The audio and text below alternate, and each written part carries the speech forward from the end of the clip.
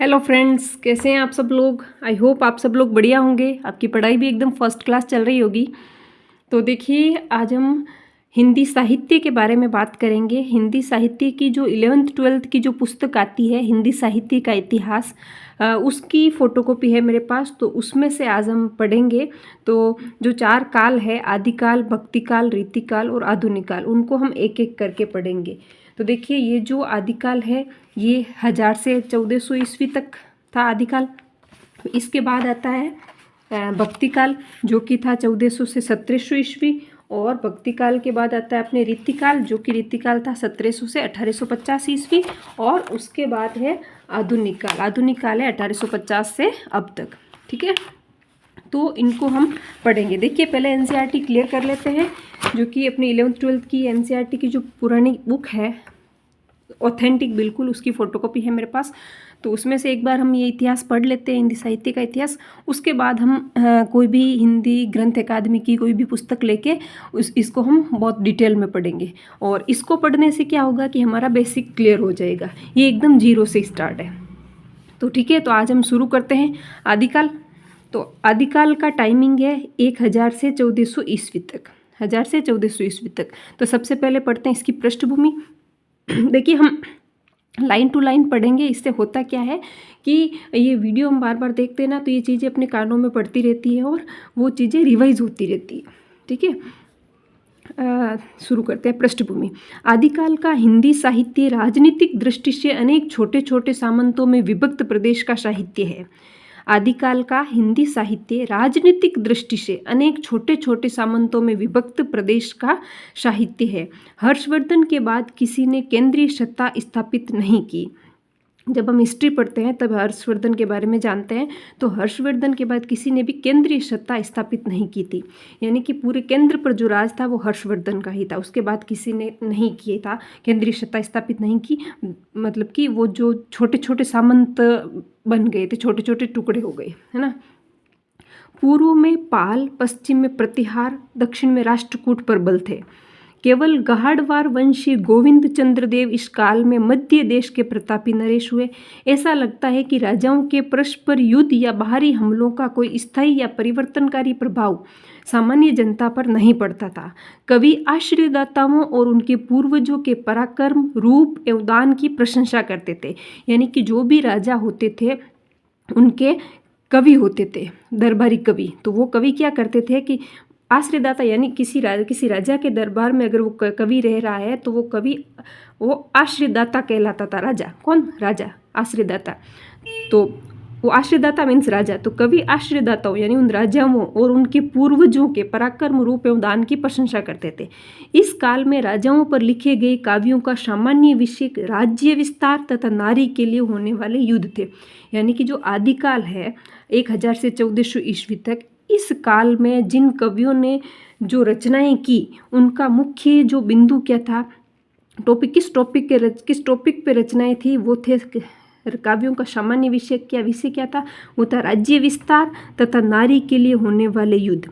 यानी कि अगर किसी राजा की कोई राजकुमारी है तो इस प्रदेश का राजा बोल रहा है मैं शादी करूंगा, इसका बोल रहा वो मैं करूंगा, तो उन दोनों के बीच उस राजकुमारी को लेकर जो युद्ध होता था शादी करने के लिए, वो एक तो मुख्य विषय था और एक था राज्य विस्तार, यानी अपने राज्य का विस्तार करना।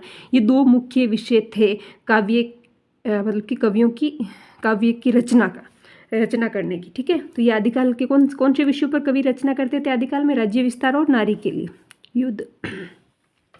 आगे देखिए, सामंतवादी व्यवस्था में भूमि संपत्ति का स्रोत होती है। सामंतवादी व्यवस्था में जो भूमि है वो संपत्ति का स्रोत होती है। रक्त या वंश की शुद्धता और उच्चता में नारी की भूमिका निर्णायक होती है। इस काल में सामान्य जनता के दैनंदिन जीवन पर राज्य की अपेक्षा धार्मिक मतों का अधिक प्रभाव था। ठीक है, इस युग में संस्कृत, प्राकृत और अपभ्रंश में भी रचनाएं हो रही थी। कौन सी भाषाओं में? संस्कृत, प्राकृत और अपभ्रंश। 10वीं सदी के आसपास अपभ्रंश का प्रभाव क्रमशः क्षीण होता जा रहा था और हिंदी भाषा की प्रवृत्तियां उसका स्थान लेती जा रही थी। इसी कारण हिंदी साहित्य के आदिकाल में जो साहित्य मिलता है वह अधिकांशतः अपभ्रंश हिंदी का साहित्य है, शुद्ध अपभ्रंश या शुद्ध हिंदी का नहीं। देखिए, आदिकाल की जो रचनाएं मिलती हैं यानी कि आदिकाल का जो साहित्य मिलता है उसमें एकदम बिल्कुल अपभ्रंश की रचनाएं भी नहीं हैं और शुद्ध अपभ्रंश और शुद्ध हिंदी की भी रचनाएं नहीं हैं। उनमें अपभ्रंश हिंदी का साहित्य है यानी कि जो भाषा है उस साहित्य की उसमें अपभ्रंश और हिंदी का मिश्रित रूप है, क्योंकि उस समय अपभ्रंश का प्रभाव कम हो रहा था और हिंदी उसका स्थान लेने जा रही थी। तो यानी अपभ्रंश जा रहा था और हिंदी आ रही थी, तो अपभ्रंश हिंदी का साहित्य है। कौन सा? आदिकाल का साहित्य। शुद्ध अपभ्रंश या शुद्ध हिंदी का नहीं है। इस काल में आवागमन के साधन आज जैसे विकसित नहीं थे। इसका परिणाम ये दिखलाई पड़ता है कि इस विशाल क्षेत्र के विभिन्न स्थानों पर रची हुई कृतियों में भाषागत विभिन्नता अर्थात क्षेत्रीयता का रंग अधिक है। इसलिए आदिकाल का साहित्य अनेक बोलियों का साहित्य प्रतीत होता है। वस्तुतः ये काल अनेक दृष्टियों से संधि काल है। संधि काल कैसे है? यानी कि एक प्रॉपर भाषा कोई भी नहीं थी, अपभ्रंश मिट रही थी और हिंदी आ रही थी, तो संधि काल था, है ना। तो अलग अलग बोलियां आ रही थी, कोई अपनी बोली में रचना कर रहा था, कोई कभी अपनी बोली में रचना कर रहा था, तो काफ़ी सारी बोलियों का प्रभाव है इस पे, यानी शुद्ध भाषा नहीं है, तो संधि काल है। ठीक है। धार्मिक दृष्टि से इस काल में अनेक ज्ञात अज्ञात साधनाएं प्रचलित थी। सिद्ध, जैन, नाथ आदि मतों का इस काल में व्यापक प्रचार था। इनका साहित्य भी प्रचुर मात्रा में उपलब्ध होता है। धार्मिक साधना के रूप में वैष्णव मत का प्रचार सामान्य जनता में कम नहीं रहा होगा, किंतु इस काल में वैष्णव मतावलंबी साहित्य अपेक्षाकृत कम मिलता है। इस्लाम का प्रवेश हो चुका था। ये देखिए छोटे छोटे पॉइंट है जो मैं याद रखने हैं। आदिकाल में इस्लाम का प्रवेश हो चुका था, किंतु उसका प्रभाव साहित्य पर आदिकाल के अंतिम चरण के प्रसिद्ध कवि अमीर खुसरो में ही दिखलाई पड़ता है। यानी अंतिम चरण यानी 1400 ईस्वी के लगभग अंतिम चरण यही था। तो आदिकाल में इस्लाम का प्रवेश हो चुका था, लेकिन उसका प्रभाव साहित्य पर आदिकाल के अंतिम चरण में दिखाई पड़ता है। किसके माध्यम से? आदिकाल के प्रसिद्ध कवि अमीर खुसरो की रचनाओं में। संदेश राष्ट्र का रचयिता अधमान यानी अब्दुल रहमान अपने नाम से इस्लाम धर्मावलंबी ज्ञात होता है, किंतु उसकी रचना पर इस्लाम का प्रभाव नहीं के बराबर है। यानी ये नाम से मुस्लिम लग रहे हैं, लेकिन इनकी जो रचनाएं थी उनमें इस्लाम का कोई प्रभाव नहीं है। ठीक है, ये हमने पढ़ ली है आदिकाल की पृष्ठभूमि। ठीक है, यानी कैसी भाषा थी और किस किस तरह की रचनाएं थी और उन रचनाओं का मुख्य विषय क्या था। पृष्ठभूमि में दो ही मुख्य बातें हैं मेरे हिसाब से, तो कि भाई आदिकाल में जो रचनाएं हुई उनका सामान्य विषय क्या था। तो सामान्य विषय था राज्य विस्तार और नारी के लिए होने वाले युद्ध। और भाषा कौन सी थी? तो भाषा थी अपभ्रंश हिंदी, यानी कि न तो शुद्ध अपभ्रंश थी और न ही शुद्ध हिंदी, यानी कि अपभ्रंश और हिंदी का मिक्सचर होता है और अनेक बोलियों का प्रभाव दिखाई देता है। और इस्लाम का प्रवेश हो चुका था और अंतिम चरण में यानी आदिकाल के अंतिम चरण में अमीर खुसरो की रचनाओं में इस्लाम का प्रभाव दिखलाई पड़ता है। और ये जो अब्दुल रहमान है ये भी आदिकाल के कवि है। ठीक है, आगे पढ़ते हैं। आदिकाल का नामकरण एवं कालावधि। रामचंद्र शुक्ल ने प्रधान साहित्यिक प्रवृत्ति को किसी साहित्यिक कालखंड के नामकरण का आधार माना। रामचंद्र शुक्ल ने साहित्यिक कालखंड के नामकरण का आधार किसे माना? प्रधान साहित्यिक प्रवृत्ति को। ठीक है, इस आधार पर उन्होंने आदिकाल को वीर गाथा काल कहा। इसके पूर्व ग्रीसन ने इसे चारण काल और मिस्र बंधुओं ने इसे प्रारंभिक काल कहा। यानी सब ने अलग अलग नाम दिए हैं आदिकाल को। बाद में हजारी प्रसाद द्विवेदी ने आदिकाल तथा राहुल सांकृत्यायन ने सिद्ध सामंत काल कहा। हमने प्रस्तुत पुस्तक में इसे आदिकाल कहना ही उचित समझा, क्योंकि इसमें प्रवर्ती हिंदी साहित्य की अधिकांश प्रवृत्तियों का आदि रूप मिल जाता है, इसलिए इसको आदिकाल कहा है। ठीक है, आदिकाल को 1000 ईस्वी के कुछ पीछे सरहपा तक ले जाया जा सकता है, किंतु हिंदी साहित्य की अविरल परंपरा 1000 ईस्वी के आसपास हेमचंद्र के दोहों से प्रारंभ होती है। ठीक है, कहाँ से? हेमचंद्र के दोहों से, इसलिए हम उसका प्रारंभ 1000 ईस्वी के आसपास से मानते हैं। आदिकाल की दूसरी अर्थात अंतिम सीमा पर अमीर खुसरो, विद्यापति, मुल्ला दाऊद जैसे कवि स्थित है। ये सभी 14वीं शताब्दी के आसपास ठहरते हैं, यानी स्टार्टिंग में 1000 के आसपास तो थे हेमचंद्र, जिन हेमचंद्र के दोहों से आदिकाल का प्रारंभ होता है, ठीक है। और अंतिम सीमा यानी कि 1400 के आसपास कौन कौन है? अमीर खुसरो है, विद्यापति है, मुल्ला दाऊद है। तो ये इन कवियों के नाम याद रखने हैं, यानी कि ये किस काल से संबंधित है, ठीक है। अतएव आदिकाल का समय 10वीं शताब्दी से 14वीं शताब्दी तक मानना उचित है, ठीक है। अब हम आदिकाल के प्रमुख कवियों का उल्लेख करेंगे। देखिए, हमने पृष्ठभूमि पढ़ ली है, हमने आदिकाल का नामकरण और कालावधि पढ़ ली है, ठीक है, कालावधि। अब है सिद्ध कवि। बौद्ध धर्म कालांतर में तंत्र मंत्र की साधना में बदल गया था। वज्रयान इसी प्रकार की साधना थी। महापंडित राहुल सांकृत्य इनके अनुसार, महापंडित राहुल सांकृत्य कहते हैं कि बौद्ध धर्म अपने हीनयान, हाँ, तो राहुल सांकृत्यायन कहते हैं कि बौद्ध धर्म अपने हीनयान और महायान के विकास को चरम सीमा तक पहुंचाकर अब एक नई दिशा लेने की तैयारी कर रहा था, जब उसे मंत्रयान, वज्रयान या सहजयान की संज्ञा मिलने वाली थी। सिद्धों का संबंध इस वज्रयान से था। इनकी संख्या 84 बताई जाती है, 84। किसकी? सिद्धों की। सिद्धों का संबंध किससे था? बौद्ध धर्म की वज्रयान शाखा से। प्रथम सिद्ध सरहप्पा, जो कि 8वीं शताब्दी में होते हैं, प्रथम सिद्ध सरहप्पा सहज जीवन पर बहुत अधिक बल देते थे। इन्हें ही सहजयान का प्रवर्तक कहा जाता है। सिद्धों ने निरात्म्य भावना, निरात्म्य भावना, काया योग, सहज, शून्य तथा समाधि की भिन्न भिन्न अवस्थाओं का वर्णन किया है। इन्होंने वर्णाश्रम व्यवस्था पर तीव्र प्रहार किया है। इन्होंने संधा भाषा शैली में रचनाएं की हैं। सिद्धों ने किसमें? संधा भाषा शैली में रचनाएं की हैं। सरहप्पा ने, जो सरहप्पा थे प्रथम सिद्ध, जो सिद्ध कितने हैं? 84। प्रथम सिद्ध कौन है? सरहप्पा। और अब सरहप्पा के बारे में बताया गया है कि इन्होंने संधा भाषा शैली में रचनाएं की हैं। किसने? सरहप्पा ने। सहजयान का प्रवर्तक कहा जाता है इन्हें। संधा भाषा में रचनाएं की। संधा भाषा वस्तुतः अंतःसंधात्मक अनुभूतियों का संकेत करने वाली भाषा है। संधा भाषा शैली कैसी भाषा है? संधा भाषा वस्तुतः अंतःसंधात्मक अनुभूतियों का संकेत करने वाली भाषा है। देखिए, ये लाइनें हमें याद रखनी पड़ेगी। ऐसी लाइनें बिल्कुल उठा के दे देते सीधी सीधी एग्जाम में, है ना। इसलिए अर्थ खुलने पर ही ये समझ में आती है। संधा भाषा क्या है? इसका अर्थ खुलने पर ही ये समझ में आती है। इस भाषा शैली का उपयोग नाथों ने भी किया है। कबीर आदि निर्गुण संतों की इसी भाषा शैली को उलट बांसी कहा जाता है। क्यों? क्योंकि यानी सीधी लाइन से ये समझ में नहीं आती है, इसलिए उनको उलट बांसी कहा जाता है। मध्य देश के पूर्वी भाग में ही सिद्धों के होने का पता चला है। इनकी भाषा में भी उन्हीं क्षेत्रों के तत्कालीन रूप मिलते हैं, ठीक है। ये हो गए सिद्ध। 84 थे। प्रथम सिद्ध सरहप्पा है। उनकी भाषा संधा भाषा शैली है, और संधा भाषा सीधी सीधी समझ में नहीं आती है, अंतःसंधात्मक अनुभूतियों का संकेत करने वाली भाषा है। अब पढ़ते हैं नाथ कवि, ठीक है।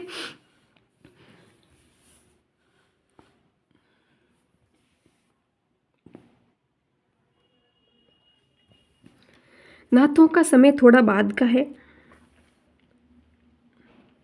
84 सिद्धों की जो सूची मिलती है उसमें कई नाम नाथों के भी है। वज्र यानी सिद्धों के साथ नाथों का संबंध था। नाथ पंथ में गोरखनाथ शिव के रूप माने जाते हैं, अतः उनका शैव होना स्पष्ट है। गोरखनाथ ने पतंजलि के योग को लेकर हठ योग का प्रवर्तन किया है और ब्रह्मचर्य, वाक संयम, शारीरिक मानसिक सुचिता, मध्य मास के त्याग का आग्रह किया है, ठीक है। किसने? गोरखनाथ ने पतंजलि के योग को लेकर हठ योग का प्रवर्तन किया है और ब्रह्मचर्य, वाक संयम, शारीरिक मानसिक सुचिता, मध्य मास के त्याग का आग्रह किया है। ब्राह्मणों के कर्मकांड एवं वर्णाश्रम व्यवस्था पर उन्होंने भी तीव्र प्रहार किया है। उनका सिद्धांत था कि जोई जोई पिंडे सोई ब्रह्मांडे। किसका? गोरखनाथ का। गोरखनाथ का सिद्धांत था कि जोई जोई पिंडे सोई ब्रह्मांडे, अर्थात जो शरीर में है वही ब्रह्मांड है, जो शरीर में है वही ब्रह्मांड है। जोई जोई पिंडे सोई ब्रह्मांडे। इला पिंगला नाद बिंदु की साधना, षट चक्र भेदन, शून्य चक्र में कुंडलिनी का प्रवेश आदि नाथों की अंतर साधना के मुख्य अंग है, ठीक है। नाथों की अंतर साधना के मुख्य अंग कौन कौन से हैं? इला पिंगला, नाद बिंदु की साधना, षट चक्र भेदन, शून्य चक्र में कुंडलिनी का प्रवेश, ठीक है। संधा भाषा या उलट बांसी। संधा भाषा किसकी थी? सिद्धों की। इसे कबीर और ने क्या कहा, उलटबासी, यानी कि जो सीधे सीधे समझ में नहीं आती हो। संता भाषा या उलटबासी की शैली का प्रयोग इन्होंने भी किया है, नाथों ने भी किया है ना। परंपरा से प्रसिद्ध है कि गोरखनाथ मत्स्येंद्रनाथ या मच्छिंद्रनाथ के शिष्य थे। गोरखनाथ किसके, मत्स्येंद्रनाथ के शिष्य थे। कहीं मत्स्येंद्र नाम आता है, मत्स्येंद्रनाथ या मच्छिंद्रनाथ, ठीक है। गोरखनाथ इनके शिष्य थे। मच्छिंद्रनाथ जलंधर के शिष्य थे, यानी कि जलंधर थे, जलंधर के शिष्य मत्स्येंद्रनाथ, मत्स्येंद्रनाथ के शिष्य गोरखनाथ। ये देखिए, ये मैंने साइड में लिख दिया है ताकि ये जब रिवीजन करें ना तब आराम से पढ़ ले। जलंधर थे, जलंधर के शिष्य मत्स्येंद्रनाथ थे, मत्स्येंद्रनाथ के शिष्य गोरखनाथ थे, ठीक है। गोरखनाथ के गुरु कौन थे, मत्स्येंद्रनाथ, मत्स्येंद्रनाथ के गुरु जलंधर, ठीक है। मच्छिंद्रनाथ जलंधर के शिष्य थे। ये भी कहा जाता है कि इन्हीं जलंधर से जालंधर नगर का नामकरण हुआ है। राहुल जी गोरखनाथ का समय विक्रम की 10वीं शताब्दी मानते हैं। शुक्ल जी ने इन्हें पृथ्वीराज चौहान के समय का बताया है और हजारी प्रसाद द्विवेदी इन्हें 10वीं शताब्दी का मानने के पक्ष में है, ठीक है। सिद्ध पढ़ लिए, नाथ पढ़ लिए। अब हम पढ़ते हैं जैन मतावलंबी कवि। क्या, जैन मतावलंबी कवि। जैन मत के प्रभाव में अधिकांश काव्य गुजरात, राजस्थान और दक्षिण में रचा गया। कहाँ कहाँ, गुजरात, राजस्थान और दक्षिण में। इस साहित्य का महत्व इस बात में है कि ये प्रामाणिक रूप में उपलब्ध है। कौन सा, जैन साहित्य जो है प्रामाणिक रूप में उपलब्ध है। जैन मतावलंबी रचनाएं दो प्रकार की हैं, जिनमें नाथ सिद्धों की तरह अंतर्साधना, उपदेश, नीति, सदाचार पर बल है और कर्मकांड का खंडन है। ये मुक्तक है, प्राय दोहों में रचित है, ठीक है। और सेकंड है जिनमें पौराणिक जैन साधकों की प्रेरक जीवन कथा या लोक प्रचलित कथाओं को आधार बनाकर जैन मत का प्रचार किया गया है, ठीक है।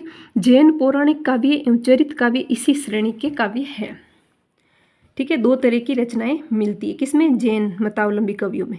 इस काल में जो वैष्णव साहित्य लिखा गया था वे कम उपलब्ध है। किसमें, आदिकाल में। आदिकाल में जो वैष्णव साहित्य लिखा गया वे कम उपलब्ध है। लेकिन लक्ष्मीधर द्वारा 14वीं शताब्दी में संकलित प्राकृत पेंगलम में अनेक छंदों में विष्णु के विभिन्न अवतारों से संबंधित पंक्तियां मिलती हैं। कहाँ पे मिलती है, लक्ष्मीधर ने एक रचना की थी प्राकृत पेंगलम। प्राकृत पेंगलम के अनेक छंदों में विष्णु के विभिन्न अवतारों से संबंधित पंक्तियां मिलती है। इसी प्रकार हेमचंद्र जो आदिकाल का प्रारंभिक कवि था वही है। ये देखिए हमने पढ़ा था, आदिकाल की शुरुआत 1000 के आसपास हेमचंद्र के दोहों से प्रारंभ होती है, ठीक है। देखिए ये हेमचंद्र वो 1000 के आसपास थे और 12वीं सदी के आसपास है, तो ये हेमचंद्र दूसरे है, वो वाले हेमचंद्र नहीं है, ठीक है। तो इसी प्रकार हेमचंद्र जो कि 12वीं शताब्दी के हैं, प्राकृत व्याकरण में संकलित अपभ्रंश दोहों में भी कृष्ण, राधा, देशमुख आदि की चर्चा आती है। इससे अनुमान किया जा सकता है कि इस काल के साहित्य में विष्णु के विभिन्न अवतारों को लेकर प्रचुर मात्रा में रचनाएं हुई थी जो अब उपलब्ध नहीं है, ठीक है। तो देखिए ये रचनाएं भी हमें साथ साथ याद रखनी है कि प्राकृत पेंगलम किसकी है, लक्ष्मीधर की, और प्राकृत व्याकरण किसकी है, हेमचंद्र की, ठीक है। लक्ष्मीधर की रचना प्राकृत पेंगलम और हेमचंद्र की रचना प्राकृत व्याकरण, ठीक है। प्राकृत व्याकरण की बात आए तो हेमचंद्र, प्राकृत पेंगलम की बात आए तो लक्ष्मीधर। अब अगला टॉपिक है आदिकाल में ही, आदिकाल का वीर गाथात्मक काव्य। आदिकाल का वीर गाथात्मक काव्य। रामचंद्र शुक्ल ने आदिकाल को वीर गाथा काल कहा है। उन्होंने इस काल की प्रधान साहित्यिक प्रवृत्ति की पहचान जिन 12 ग्रंथों के आधार पर की है, ये देखिए मोस्ट इंपॉर्टेंट है ना। रामचंद्र शुक्ल ने इस काल की प्रधान साहित्यिक प्रवृत्ति की पहचान जिन 12 ग्रंथों के आधार पर की है वे इस प्रकार है। वो 12 ग्रंथ कौन कौन से, ये विजयपाल रासो, हमीर रासो, कीर्तिलता, कीर्ति पताका, खुमान रासो, बिसलदेव रासो, पृथ्वीराज रासो, जयचंद प्रकाश, जयमयंक, जस चंद्रिका, परमाल रासो, खुसरो की पहलियाँ और विद्यापति पदावली। ये जो 12 ग्रंथ हैं, इन्हीं ग्रंथों के आधार पर रामचंद्र शुक्ल ने आदिकाल की प्रधान साहित्यिक प्रवृत्तियों की पहचान की है और इस काल को नाम दिया है वीर गाथा काल, ठीक है। इनमें से विद्यापति की रचनाएं 14वीं 15वीं शताब्दी अर्थात कीर्तिलता, कीर्ति पताका, पदावली और नरपति नाले द्वारा रचित बिसलदेव रासो प्रामाणिक रूप से उपलब्ध है। ये जो 12 रचनाएं हैं उनमें से विद्यापति की रचनाएं यानी कौन कौन सी, कीर्तिलता, कीर्ति पताका और पदावली, 3 रचनाएं तो विद्यापति की होगी, और नरपति नाले की है बिसलदेव रासो, तो 4। ये जो 12 में से ये जो 4 रचनाएं हैं ये प्रामाणिक रूप से उपलब्ध है। ठीक है। कीर्ति पताका अभी तक संपादित होकर प्रकाशित नहीं हुई है। बिसलदेव रासो का पाठ यद्यपि डॉक्टर माता प्रसाद गुप्त द्वारा संपादित प्रकाशित है, किंतु इसके रचना काल के विषय में बहुत मतभेद है। यानी कि जो बिसलदेव रासो है, बिसलदेव रासो का पाठ माता प्रसाद गुप्त द्वारा संपादित किया गया है, लेकिन इसके रचना काल के विषय में बहुत मतभेद है। ठीक है। इसका रचना काल कब था, कब मतलब संपादित हुई, उसके बारे में मतभेद है। बाकी बिसलदेव रासो की रचना नरपति नाले ने की है। ठीक है। और इसके संपादक है माता प्रसाद गुप्त, यानी कि ये लिखा नरपति नाले ने है और संपादित माता प्रसाद गुप्त ने करवाया है बिसलदेव रासो। ठीक है। और विद्यापति की 3 रचनाएं कीर्तिलता, कीर्ति पताका और पदावली ये भी प्रामाणिक है। और इनमें से कौन सी रचना है ऐसी जो अभी तक संपादित होकर प्रकाशित नहीं हुई है, वो है कीर्ति पताका, ये अभी तक प्रकाशित नहीं हुई है। ठीक है। कुछ लोग इसे 13वीं शताब्दी की रचना मानते हैं, किसको, बिसलदेव रासो को। कुछ लोग 16वीं शताब्दी की और कुछ 17वीं शताब्दी की। ठीक है।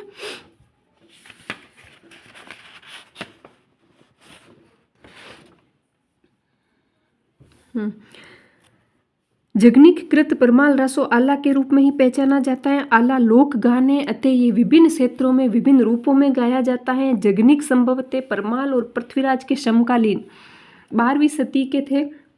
विजयपाल रासो के रचयिता नल सिंह है। इसमें जो लड़ाई विजयपाल ने पंग राजा से की थी उसका वर्णन है। विजयपाल रासो के रचयिता नल सिंह है। ठीक है। और परमाल रासो के जगनिक है। और मिस्र बंधुओं ने इसका रचनाकाल 14वीं सदी ही माना है। किसका, विजयपाल रासो का। भाषा शैली पर विचार करने से ये रचना परवर्ती लगती हैं। हमीर रासो, जयचंद प्रकाश और जयमयंक जस चंद्रिका उपलब्ध नहीं है। ये जो 12 ग्रंथ है इनमें से हमीर रासो जो कि सारंगधर ने रचित, और जयचंद प्रकाश जो कि केदार भट्ट की है, और जयमयंक जस चंद्रिका जो कि मधुकर भट्ट की है, ये उपलब्ध नहीं है। ठीक है। तो 12 में से 3 तो उपलब्ध नहीं है और 4 है जो प्रामाणिक है। ठीक है। और ये देखिए, ये आप पढ़ लीजिए। पृथ्वीराज रासो, जो पृथ्वीराज रासो उसको प्रामाणिक कौन, पृथ्वीराज रासो किसने लिखा है, चंदबरदाई ने पृथ्वीराज रासो की रचना की, उसको, ये इंपॉर्टेंट है। तो इसको कौन कौन प्रमाणिक मानते हैं, कौन अप्रमाणिक मानते हैं और कौन अर्ध प्रमाणिक मानते हैं। तो इनमें देखिए SMM के यानी श्याम सुंदर दास, मोहनलाल विष्णुलाल पंड्या, मिस्र बंधु और कर्नल टोड। देखिए, S यानी श्याम सुंदर दास, M यानी मोहनलाल विष्णुलाल पंड्या, M यानी मिस्र बंधु और K यानी कर्नल टोड। ये 4 लोग हैं जो पृथ्वीराज रासो को प्रामाणिक मानते हैं। और रामचंद्र शुक्ल, देवी प्रसाद, कविराज श्यामल, गौरी, हीरा, ओझा, बुलहर, मुरारीदार, ये है जो इस पृथ्वीराज रासो को अप्रमाणिक मानते हैं। और हजारी प्रसाद द्विवेदी, सुनीति कुमार चटर्जी, दशरथ ओझा और मुनिजन विजय, ये जो है इसको अर्ध प्रमाणिक मानते हैं। इसकी ट्रिक है HP Dwivedi SDM, Hazari Prasad Dwivedi SDM अर्ध प्रमाणिक में। तो अर्ध प्रमाणिक कौन कौन मानते हैं अर्ध प्रमाणिक, हजारी प्रसाद द्विवेदी, S यानी सुनीति कुमार चटर्जी, D यानी दशरथ ओझा, M यानी मुनिजन विजय। ठीक है। तब आ जाते हैं वापस यहाँ पे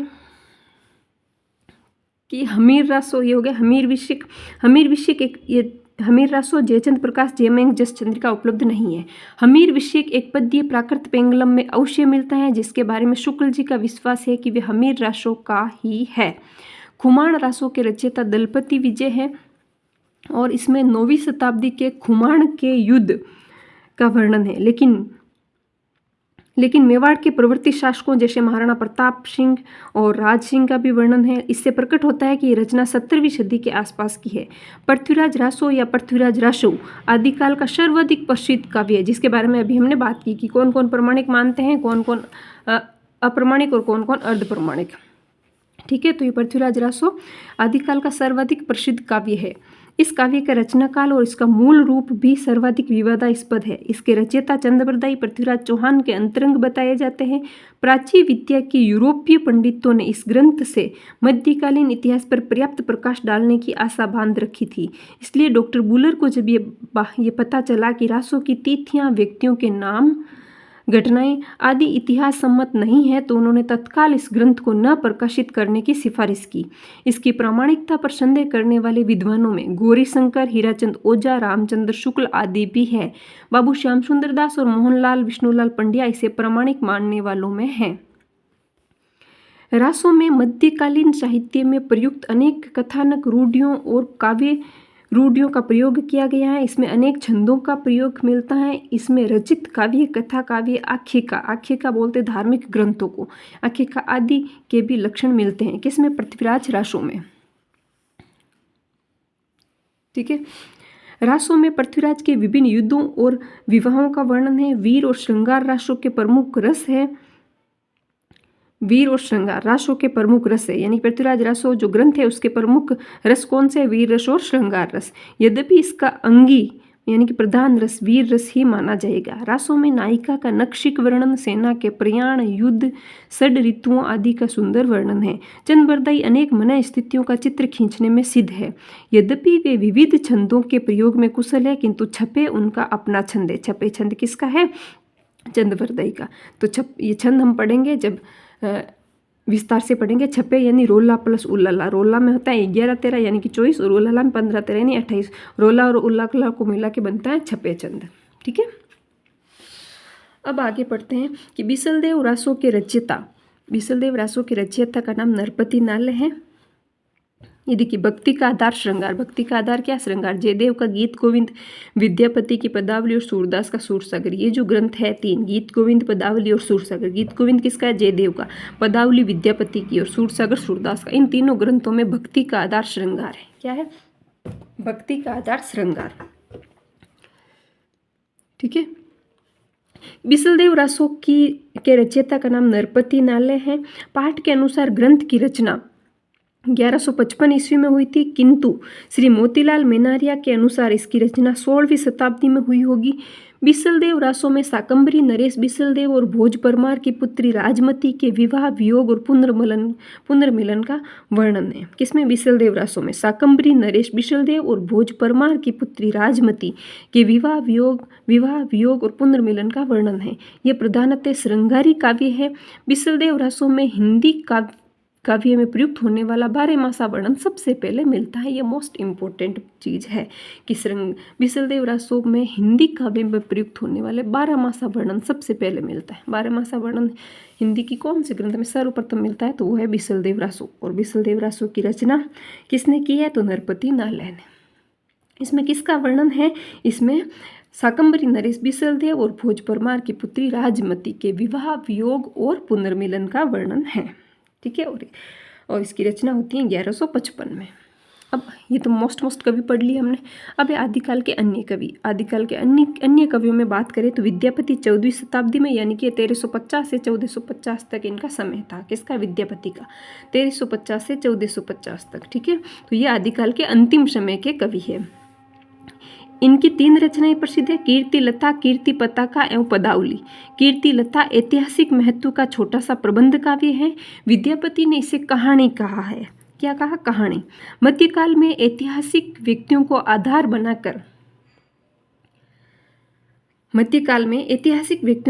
बनाकर जो काव्य लिखे गए हैं वे ऐतिहासिकता से रहित होकर कथानक रूढ़ियों, किंवदंतियों, अनुश्रुतियों आदि के विषय बन गए हैं।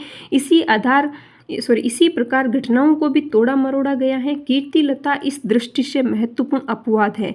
उसकी ऐतिहासिकता बहुत कुछ सुरक्षित है। किसकी? कीर्ति लता की। इसमें विद्यापति ने कीर्ति सिंह द्वारा अपने पिता का बदला लेने का वर्णन किया है। कीर्ति लता को कवि ने अवहट भाषा में रचा है। कीर्ति लता की भाषा क्या है? अवहट। अवहट देसी भाषा यानी कि मैथिली युक्त विकसित अपभ्रंश है। मैथिली युक्त विकसित अपभ्रंश है। क्या? अवहट। अवहट एक देसी भाषा है। इसके गद्य में तत्सम शब्दों का प्रयोग खुलकर हुआ है। पदावली विद्यापति के यश का आधार है। ये जो ऊपर जो बात पढ़ी, ये पढ़ी अपन ने कीर्तिलता के बारे में। अब पढ़ रहे हैं पदावली के बारे में। पदावली विद्यापति के यश का आधार है। पदावली ऐसी रचना है जो काव्य प्लस उत्कर्ष, काव्य उत्कर्ष और साहित्य का इतिहास दोनों दृष्टियों से अत्यंत महत्वपूर्ण है। इसमें राधा कृष्ण अपना अलौकिकत्व छोड़कर लौकिक व्यक्तियों के समान प्रेम भावना से विहल होते हैं। लोक में जिस प्रकार किशोरी लोकलाज के कारण तीव्र अंतर्द्वंद झेलती है, उसी प्रकार राधा को चित्रित किया गया किसमें, पदावली में। इस बात को लेकर काफी विवाद है कि पदावली भक्तिपरक रचना है या श्रृंगार परक। वस्तुतः जयदेव का गीत गोविंद, विद्यापति की पदावली और सूरदास का सूरसागर एक ही कोटि की रचनाएं हैं जिनमें भक्ति का आधार श्रृंगार है। भक्ति का आधार क्या है, श्रृंगार। विद्यापति के बाद आते हैं अमीर खुसरो। ठीक है, अमीर खुसरो भी 14वीं शताब्दी के हैं। शुक्ल के अनुसार अमीर खुसरो का टाइमिंग है 1255 से 1324, 1255 से 1324। ठीक है, तो अमीर खुसरो 1255, नामदेव 1267 और विद्यापति 1350। ठीक है, विद्यापति पढ़ लिया। अब अमीर खुसरो। खुसरो के इस युग के अत्यंत महत्वपूर्ण एवं बहुमुखी प्रतिभा के धनी व्यक्ति खुसरो इस युग के अत्यंत महत्वपूर्ण एवं बहुमुखी प्रतिभा के धनी व्यक्ति हैं। उनके काव्य उत्कर्ष का प्रमाण उनकी फारसी रचनाएं हैं। वे संगीतज्ञ, इतिहासकार, कोशकार, बहुभाषाविद, सूफी, ओलिया, कवि बहुत कुछ थे। उनकी हिंदी रचनाएं अत्यंत लोकप्रिय रही हैं। उनकी पहेलियाँ, मुकरियाँ, दो शुकने अभी तक लोगों की जबान पर है। उनके नाम से निम्नलिखित दोहा बहुत प्रसिद्ध है। कहते हैं कि ये दोहा खुसरो ने हजरत निजामुद्दीन औलिया के देहांत पर लिखा था। कौन सा दोहा, गोरी सोवे सेज पर मुख पर डारे केस, चल खुसरो गर आपने रेन भई चहु देश। ये लिखा था अमीर खुसरो ने। ये दोहा लिखा कब लिखा, हजरत निजामुद्दीन औलिया के देहांत पर। जब उनकी मृत्यु होती है हजरत निजामुद्दीन औलिया जी की, तब अमीर खुसरो लिखते हैं कि गोरी सोवे सेज पर मुख पर डारे केस, चल खुसरो घर आपने रेन भई चहु देश। उनकी हिंदी रचनाओं का ऐतिहासिक महत्व है। उनकी भाषा हिंदी की आधुनिक काव्य भाषा के रूप में पूर्णतः प्रतिष्ठित होने का संकेत देती है।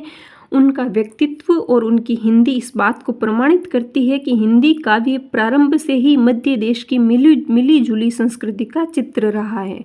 उन्होंने ऐसी पंक्तियां रची हैं जिनमें फारसी और हिंदी को एक ही ध्वनि प्रवाह में गुम्फित कर दिया गया है। ये कला संस्कृति साधक को ही सिद्ध हो सकती है।